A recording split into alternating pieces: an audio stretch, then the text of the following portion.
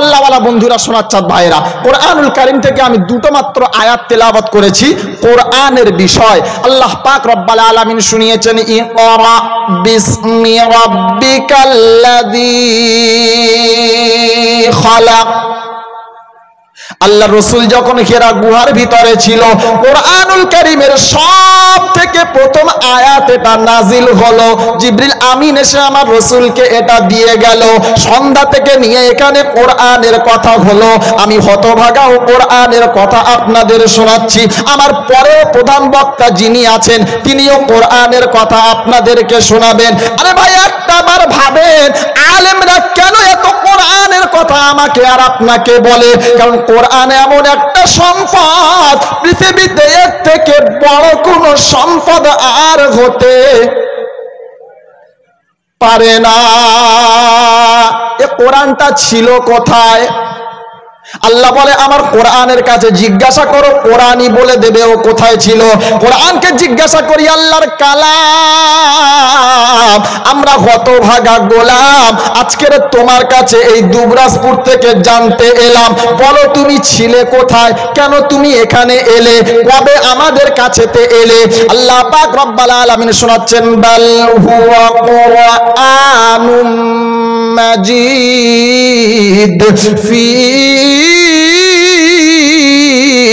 লাউহিন মাহফুজ।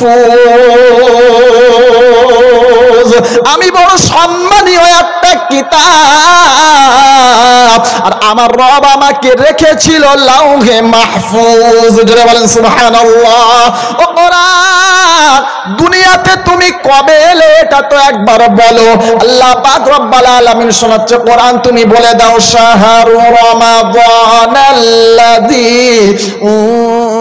উনজিলা ফীহিল কোরআন। আল্লাহ পাকের কালাম শোনাচ্ছে বিশ্ব মানব, তোমরা শুনে নাও। ঈমানওয়ালা বান্দা বান্দি মুসলমান, তোমরা শুনে নাও। আমাকে আমার রব রমজান মাসে তোমাদের কাছে নাজিল করে দিয়েছে। জোরে বলেন। তাহলে ছিল লাউহে মাহফুজে, বুঝলাম। এলো দুনিয়াতে রমজান মাসে, এটা তো বুঝলাম। কিন্তু কোরআন এটা জানা হলো না, রাতের বেলা এলে নাকি দিনের বেলা এলে এটা তো একবার বলো। কোরআন বলে, বিসমিল্লাহ বলে আমাকে খোলো। ইন্না আনজালনাহু ফি লাইলাতিল কদর। নিশ্চয় আমি কোরআন, আমাকে আমার আল্লাহ লাইলাতুল কদরের রাতে নাজিল করে দিয়েছে। জোরে বলেন। তাহলে কোরআন ছিল লাউহে মাহফুজে, ওখান থেকে আল্লাহ দুনিয়াতে পাঠালো রমজান মাসে, রাতের বেলা লাইলাতুল কদরের রাতে কোরআনটাকে দুনিয়াতে পাঠালেন। লাউহে মাহফুজে কোরআন ছিল, লাউহে মাহফুজের দাম বেড়ে গেল। রমজান মাসে কোরআন নাজিল হলো, রমজানের মর্তবা বেশি হয়ে গেল। এবং লাইলাতুল কদরের রাতে নাজিল হওয়ার কারণে লাইলাতুল কদরের রাতের দাম বেড়েছে না বাড়ে নাই? জোরে বলেন। বেড়েছে। আজকের এখানে কিছু কোরআনের পাখিকে পাগড়ি দেওয়া হয়েছে না হয় নাই? কথা বলেন না। হয়েছে। কেন হলো? ওদের সম্মান কমেছে না বেড়েছে? বেড়েছে। কেন? এ কোরআনটাকে তারা নিজেদের সিনার ভিতরে রেখে দেওয়ার কারণে তাদের সম্মান বাড়িয়েছেন কে? আল্লাহ। আপনারা এখানে এসেছেন, আজকের আপনাদের বিষয় সময় নাই আর আপনাদেরকে কি শোনাবো ঠিক বুঝতে পারছি না। তাই আপনারা যে আজকের এখানে এসেছেন এ বিষয়ে আপনাদেরকে দুটো কথা বলি, শোনেন।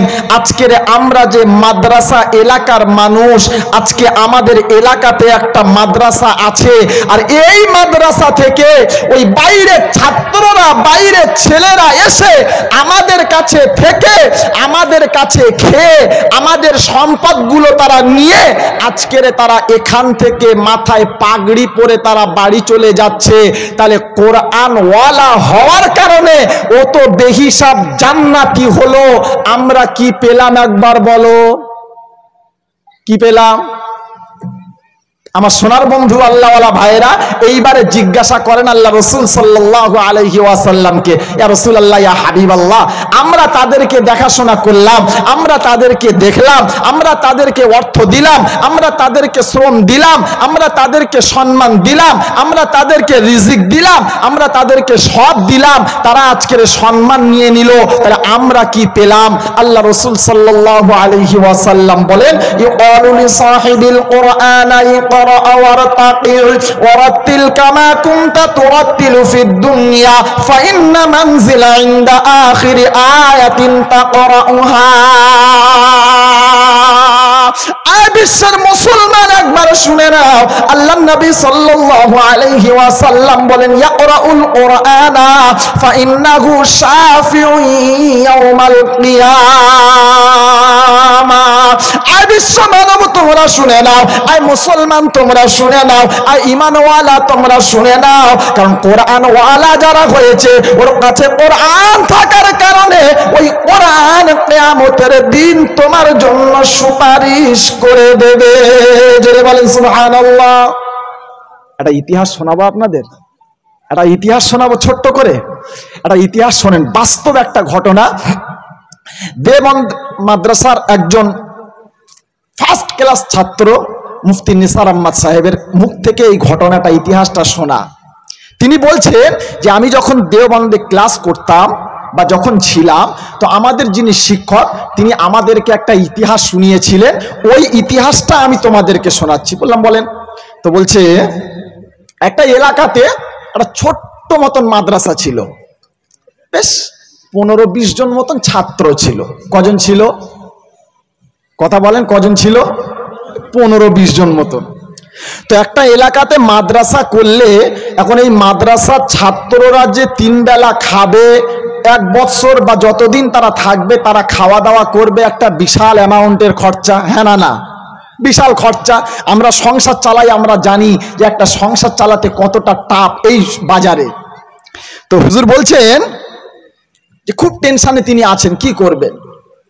আল্লাহর কাছে তাহাজ্জুদে নামাজ পড়ে দোয়া করছেন, রব্বুল আলামিন, আল্লাহ মাদ্রাসা তো খুললাম, ছাত্র মাদ্রাসায় পেলাম, কিন্তু তাদের খাওয়ার ব্যবস্থা কিভাবে করবে এটা তো বুঝতে পারলাম না। আল্লাহ তুমি কি ব্যবস্থা করবে না? আমার আল্লাহর কাছে তো ভান্ডারে কমিয়ে আছে, আমার আল্লাহর কাছ থেকে হবে না নাকি? হবে। সুবহানাল্লাহ। তাহলে আল্লাহ পাক রব্বুল আলামিন ব্যবস্থা করছেন। দেখেন কেমন ভাবে। পরের দিন সকালবেলা এলাকার একজন মাস্টার সাহেব মানুষ, তিনি সরকারি চাকরি করেন, মাস্টার মানুষ। তো তিনি এসে হুজুরকে ডাক দিয়ে বলছেন, হুজুর একটা কথা বলবো। বলে কি?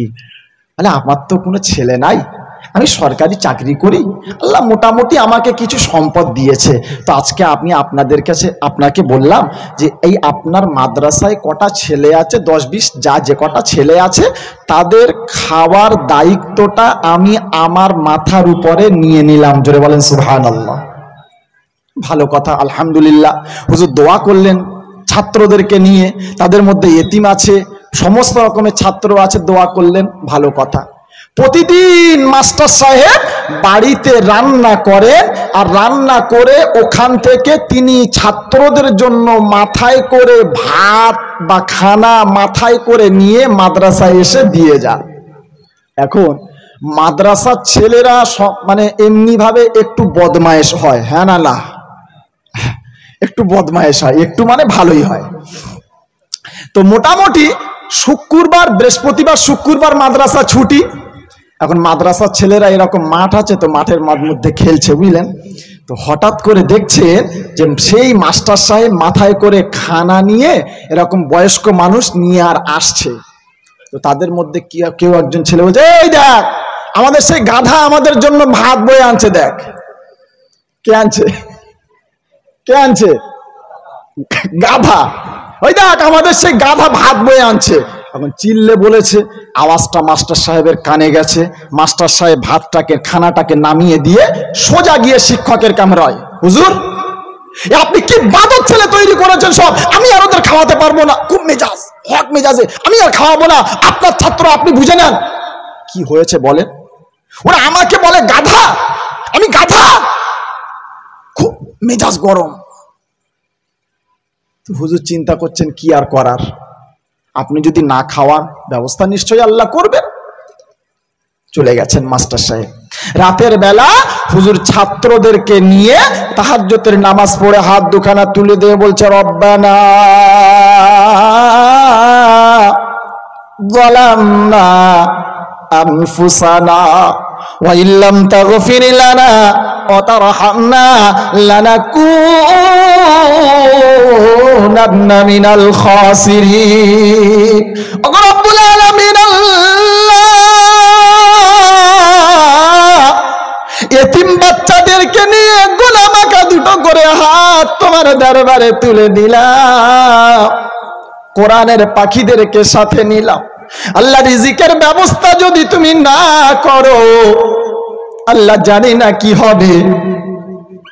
ফজরের আজানটা হতে দেরি হয়েছে, মাস্টার সাহেব ছুটে মাদ্রাসায় আসতে দেরি করে না, হুজুরের পা দুটো জড়িয়ে ধরে বলছে, হুজুর বিয়াদবি মাফ করে দেন, কাল আমার মাথার ঠিক ছিল না, আমি হঠাৎ করে আপনাকে অন্যরকম মেজাজ দিয়ে দিয়েছি।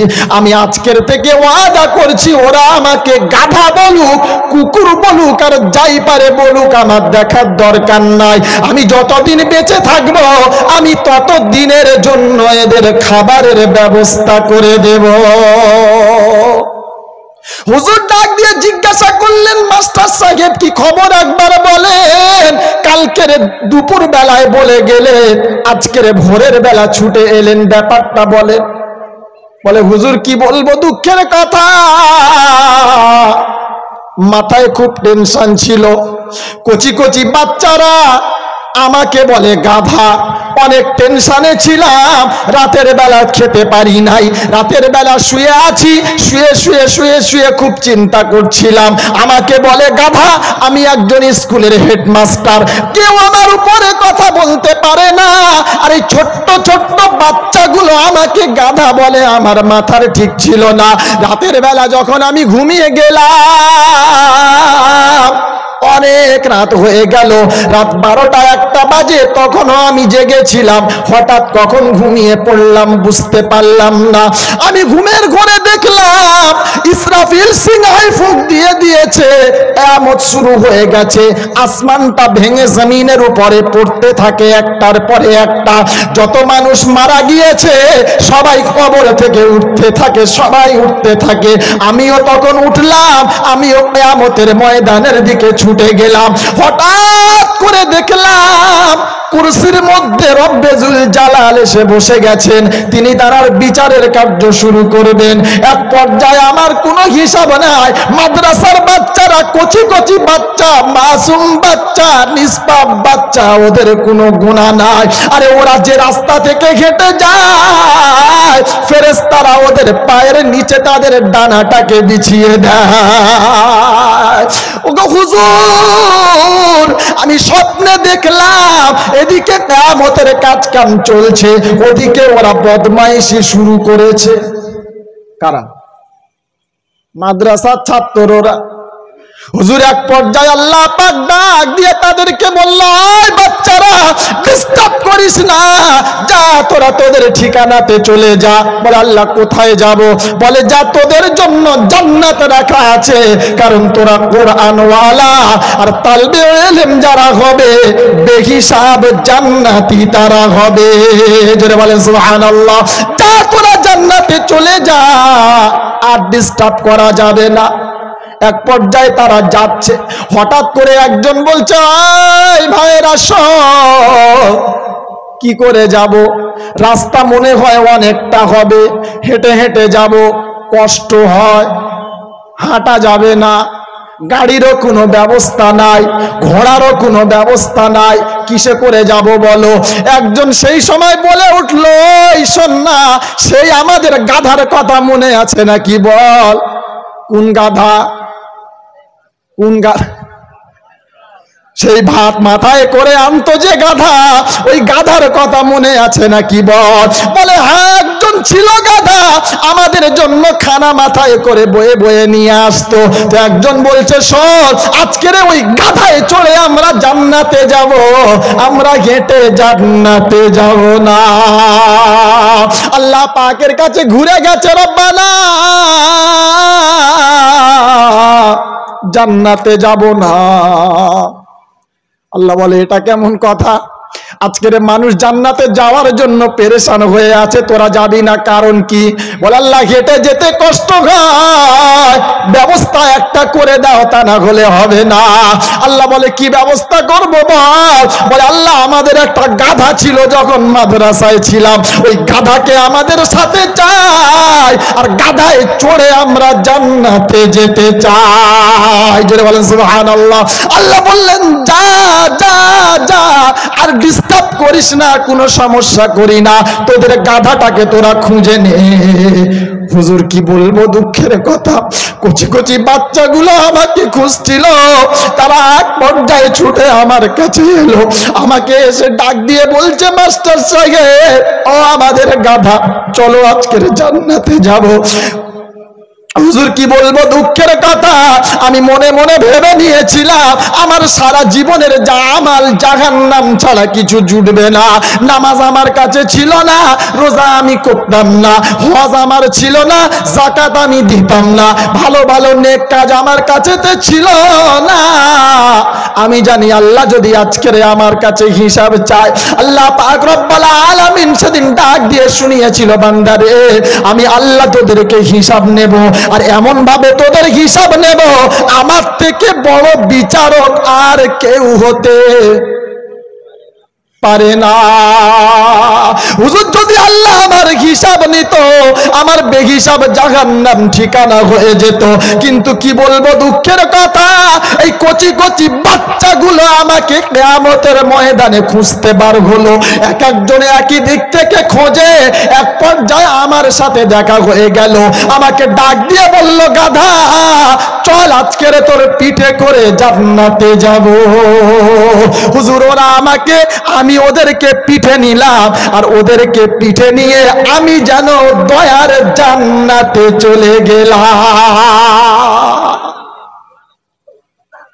সোনার বন্ধু আল্লাহওয়ালা ভাইয়েরা, এজন্য আজকে আপনাদেরকে শোনাই, আপনাদের এলাকার মাদ্রাসা আপনাদের টাকাতে চলে, আপনাদের অর্থে চলে, আপনাদের সম্পদে চলে, আপনারা শ্রম দেন, আপনারা অর্থ দেন, সব কিছু আপনারা ব্যয় করেছেন, আপনারা দিয়েছেন। আজকের আমি আপনাদেরকে বলে যাই, আল্লাহর কসম করে বলি, যদি আপনারা মাদ্রাসাকে খেয়াল রাখতে পারেন, যদি আপনারা মাদ্রাসার দিকে একটু নেক নজর রাখতে পারেন, তবে খারাপ নজরে যদি রেখেছেন, কিয়ামতে জাহান্নাম হতে কেউ আটকাতে পারবে না। কারণ এটা হলো নবীর ঘর। কার ঘর? জোরে বলেন। নবীর ঘর।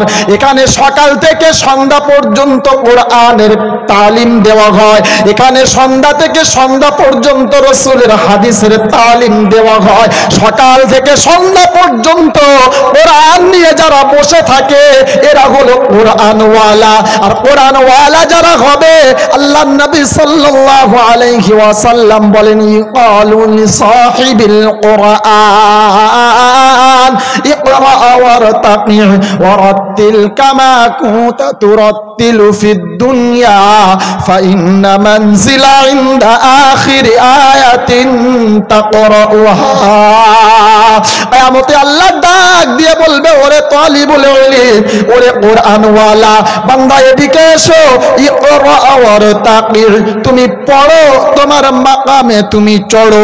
বান্দা সেদিনকে পড়বে আলহামদুলিল্লাহি রাব্বিল আলামিন, একটা মাকামে উঠবে, আর একটা আয়াত পড়বে তো আর একটা মাকাম। এরকম ভাবে যত দূর যাবে, আল্লাহর নবী বলেন, ইকরা ওয়ারতাকি ওয়ারাত্তিল কামা কুনতা তুরাত্তিলু ফিদ দুনিয়া ফাইন্না মানজিলা ইনদা আখিরি আয়াতিন তাকরাউহা। বান্দার তেলাওয়াত যতটা হবে, ওই পর্যন্ত তার ঠিকানা হয়ে যাবে। সোনার বন্ধু আল্লাহওয়ালা ভাইয়েরা, তাই কোরআনওয়ালা যদি হয়ে যায়, নিজের সন্তানকে যদি কোরআনওয়ালা বানাতে পারি, নিজের আত্মীয়দেরকে যদি কোরআনওয়ালা বানাতে পারি, নিজে কোরআনওয়ালা হতে পারলাম না, আল্লাহর নবী বলেন কুনা আলিমান আও মুতাআল্লিমান আও মুস্তামিআন আও মুহিব্বান ওয়ালা তাকুন খামিসা। উম্মত রে, আলেম হয়ে যাও, তা না হলে তালবে ইলম হয়ে যাও। আর আলেম আর তালবে ইলম না হতে পারলে আলেম আর তালবে ইলমের সঙ্গে মোহাব্বতটা ভালো রেখে মরে যাও। কারণ আলেম জাহান্নামেতে যাবে না, তালবে ইলম জাহান্নামেতে যাবে না। আর আলেম আর তালবে ইলমের সঙ্গে মোহাব্বত যারা ভালো রেখে দেবে, কিয়ামতে তারাও জাহান্নামে যাবে না। সোনার বন্ধু আল্লাহ হয়ে গেছে।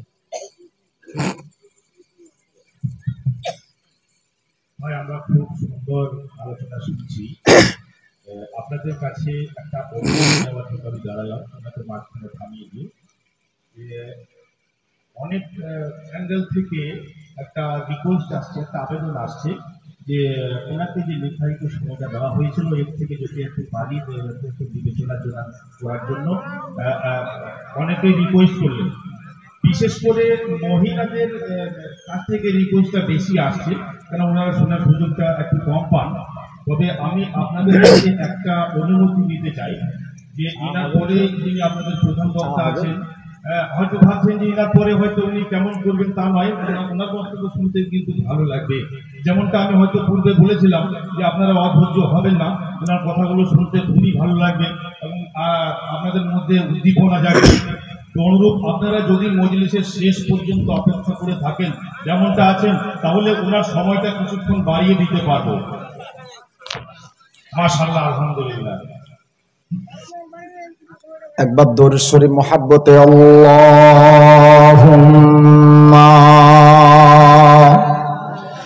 সাল্লি আলা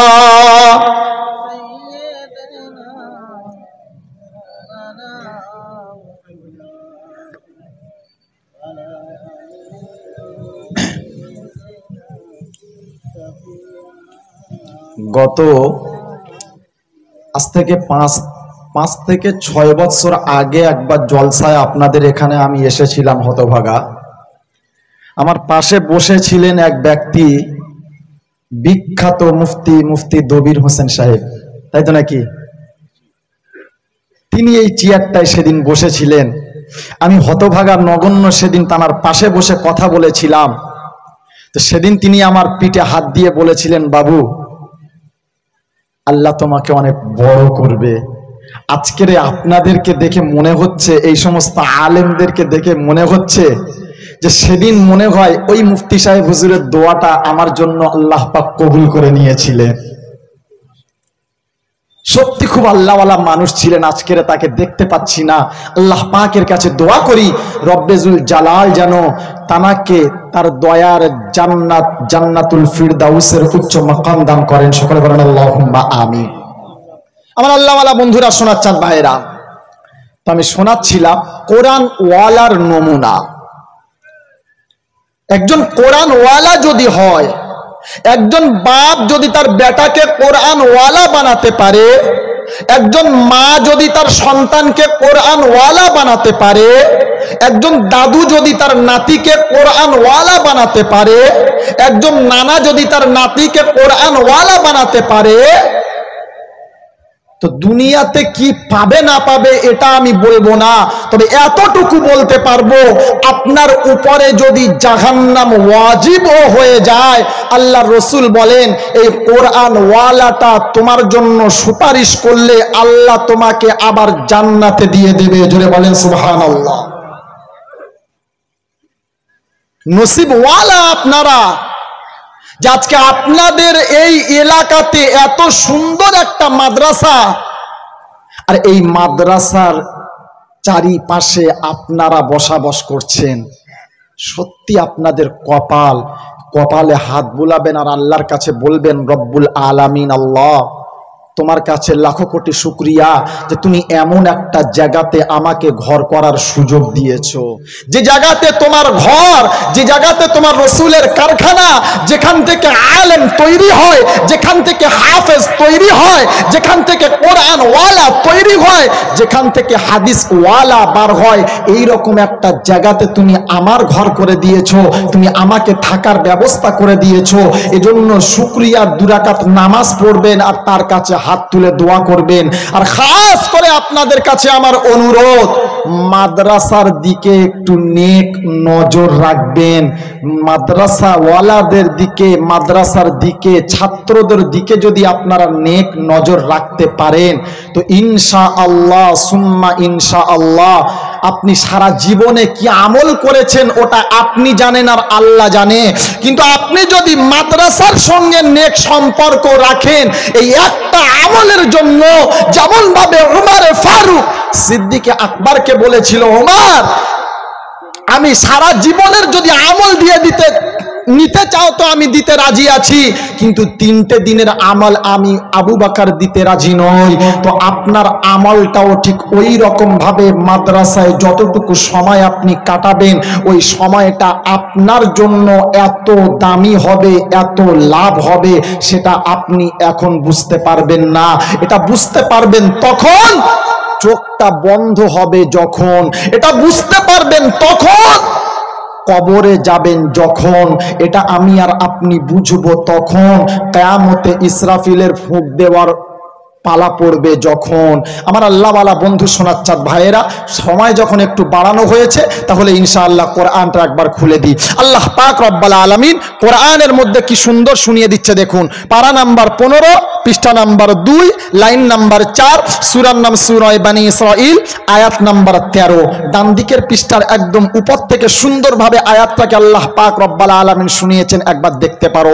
আল্লাহ পাক রব্বুল আলামিন শোনাচ্ছেন, ওয়া কুল্লা ইনসান আলজামনাহু তাইরাহু ফি উনুকি ওয়া নুখরিজু লাহু ইয়াওমাল কিয়ামাতি কিতাবান ইয়ালকাহু মানশুরা।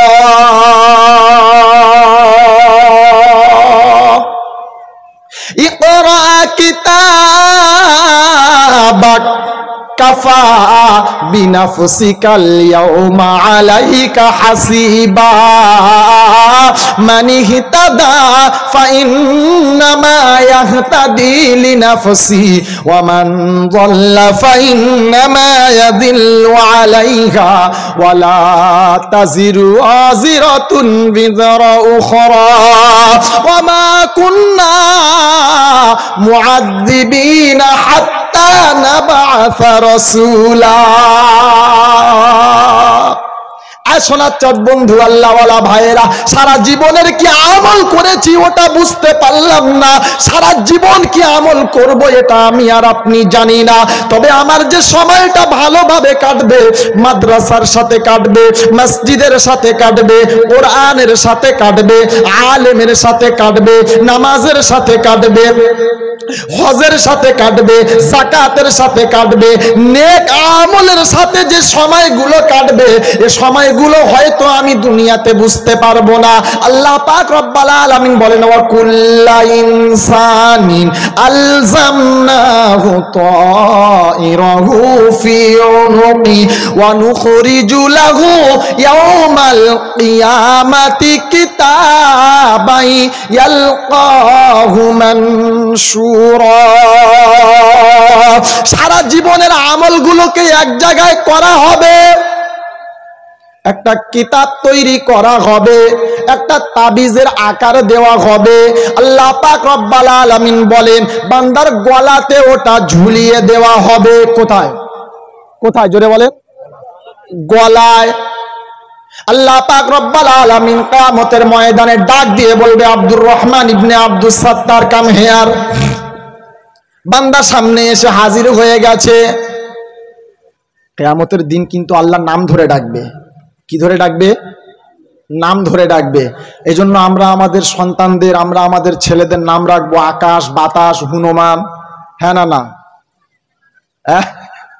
ইস, আজকে মুসলমানের নাম দেখলে বোঝা যায় না যে এটা আসলে মুসলমান নাকি খ্রিস্টান। হ্যাঁ না না জোরে বল। আমার মায়েরা এখন সিরিয়াল দেখে আর নাম যা পছন্দ হয় বলে আমার যদি একটা বেটা হয় তো নাম এটা হবে।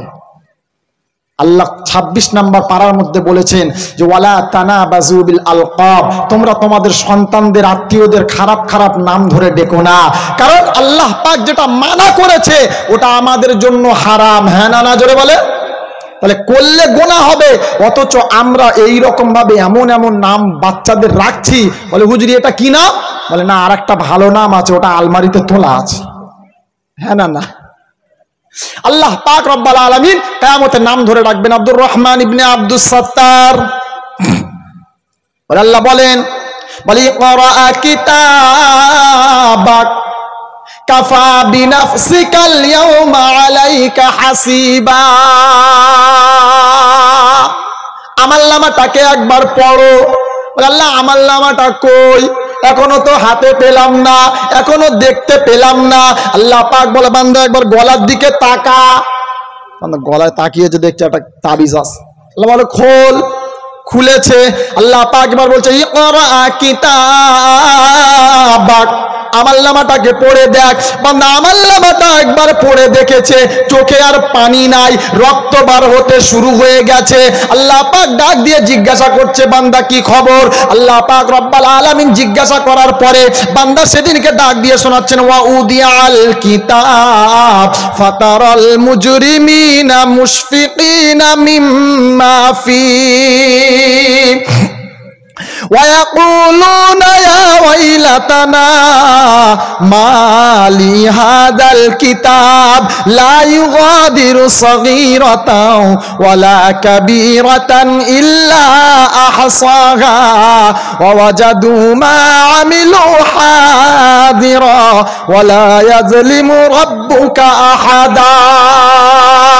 পারা নাম্বার 15, পৃষ্ঠা নাম্বার 18, লাইন নাম্বার 2, সূরার নাম সূরা কাহাফ, আয়াত নাম্বার 49, 49 নাম্বার আয়াত। আল্লাহ পাক বলেন ওয়া উদিয়াল কিতাব ফাতারাল মুজরিমিনা মুশফিকিনা মিম্মা ফি। হুজুর এসে গেছে, আর আপনাদের ডিস্টার্ব করব না, কারণ একজন বক্তাকে বসিয়ে রেখে কথা বলা এটা আমার পক্ষে। আর হুজুর বলছেন যে কথাটাকে কমপ্লিট করে নেন, এজন্য বলছি। হুজুর বলবো আমার সোনার বন্ধু আল্লাহওয়ালা ভাইরা, তো সেদিন বান্দাকে যখন ডাক দেওয়া হবে আল্লাহ পাক বলবেন বান্দা পড়, তো বান্দা আমলনামাটাকে খুলে দেখবে। দেখার পরে চোখ থেকে পানি আর থাকবে না, রক্ত আসবে। বলে কি হয়েছে? আল্লাহ কি বলবো, দুঃখের কথা। তো যা দেখছি, কোথায় কি করেছিলাম, কবে কি করেছিলাম, কাকে লুকিয়ে কি করেছিলাম, প্রতিটা আমলনামা, প্রতিটা জিনিস দেখছি এখানে পাই টু পাই লেখা।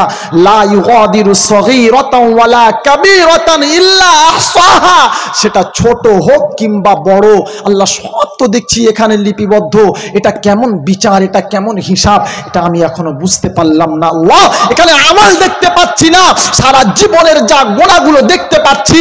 আল্লাহ যদি এই গুনাহ আর নেকি যদি আমরা একটাকে আরেকটার সাথে মেলাই, তো দেখা যাবে গুনাহের ভাগটা আমার বেশি হয়ে যাবে।